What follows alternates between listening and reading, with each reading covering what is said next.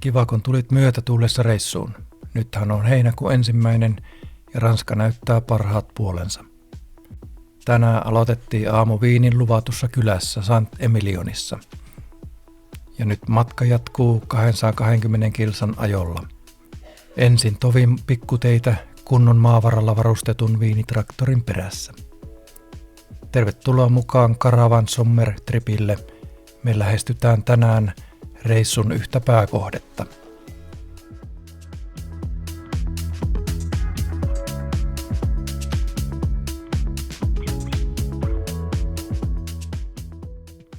Tiesitkö, että Ranska on vuodesta toiseen maailman turistien ykköskohde? Mutta täällä on muutakin ihan älyttömästi kuin turisteja. Eli 30 000 kiertoliittymää. Enemmän kuin missään muualla maailmassa. Jos siis tuntuu, että pää on matkalla pyörällä, se ei välttämättä johdu vain upeista maisemista, vaan näistä loputtomista ympyröistä.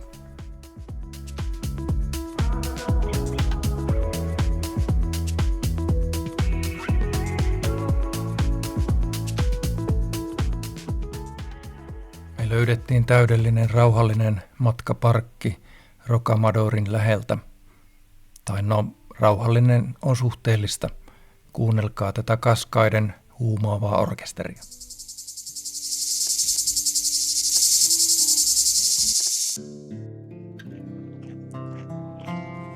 Niin, ollaan menossa aamutuimaan heti Rocamadorin kylille ihan näin aikaisin, kun oli niin kauhean kuumaa keskellä päivää. Eilinen päivä meni ajellessa ja enimmäkseen sitten autossa sisällä, kun oli ilmastointi, niin siellä pärjäs, mutta ulkonapa ei. 39 astetta.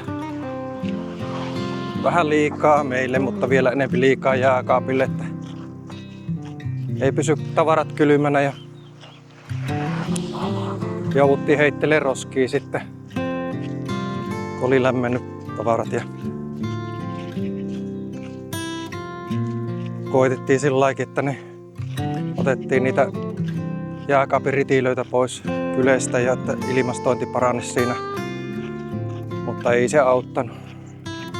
Että jos sulla on vinkkiä, että toimiiko ne semmoiset tuulettimet niissä jääkaapin sisällä tai näissä ritilöissä, niin laitapa viestiä kommenttikenttään, että kannattaako hankkia. Jätettiin auto tuohon vähän kauemmas Apinapuiston parkkiin. Tässä likempänä oli joku tämmönen matkaparkin tapaan, että eipä tässä mukavahan nyt on kävellä, kun ei ole niin kuuma.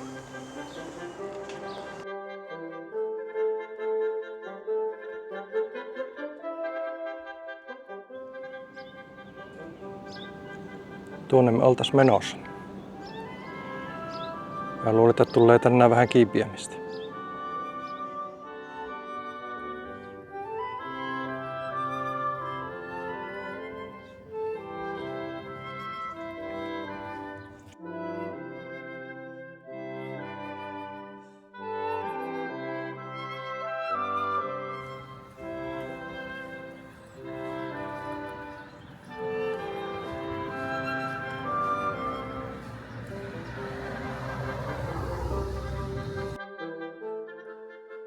Tuota tietä me käveltiin ensin tänne alas ja nyt niitä tarvitaan, jalkalihaksia.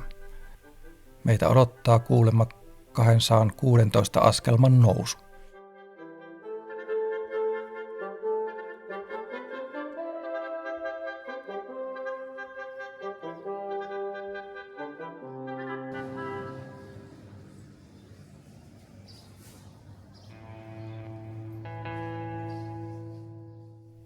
Me ollaan liikkeellä todella aikaisin ja katsokaa, saahan nauttia lähes yksin ennen turistimassoja.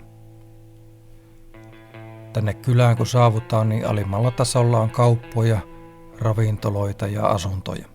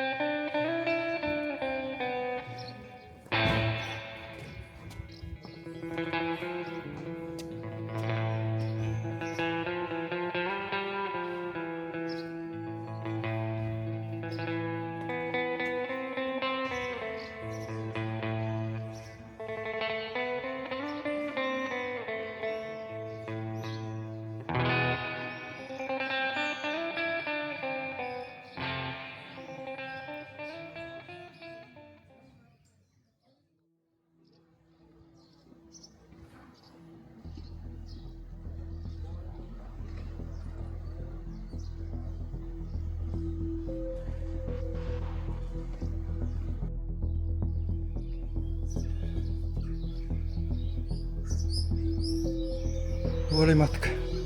Vielä on muutama askel.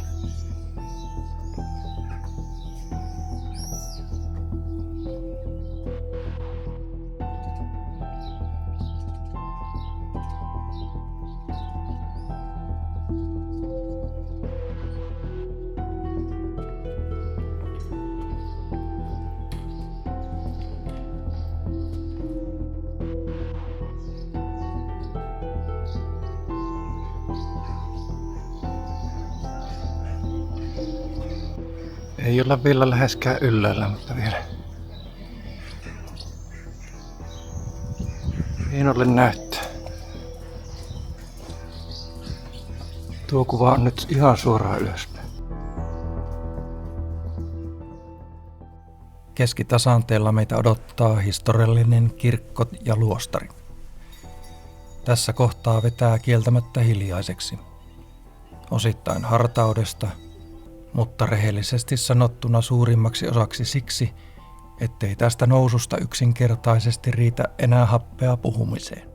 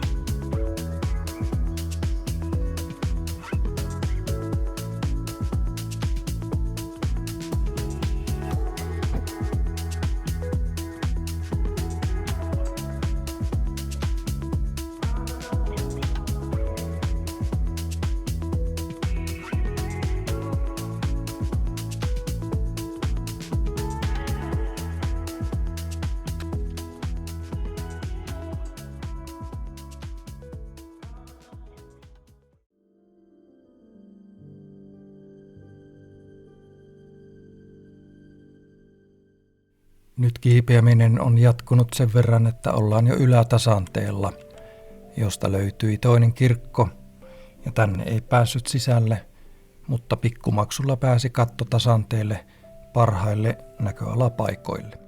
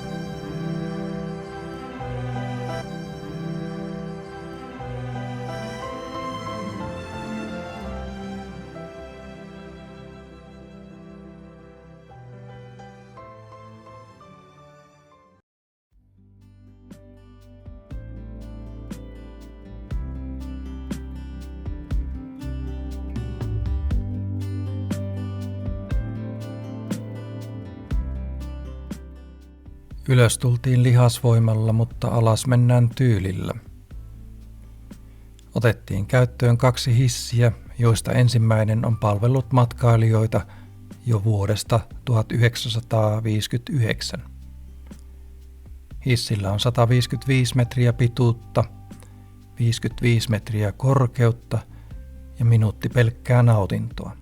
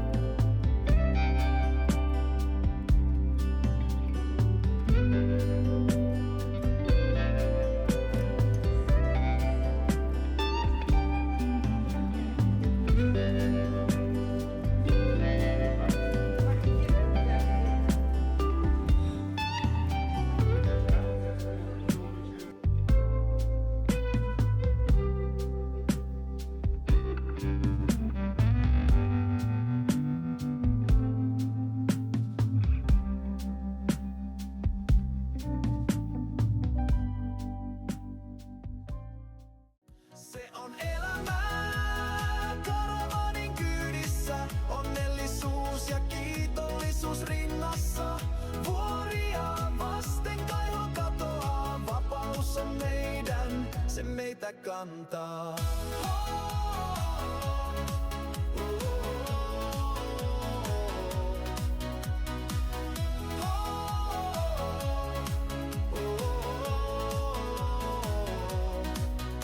Auton ääressä illalla istumme, kaukaiset tähdet yön hiljaa tuikkii.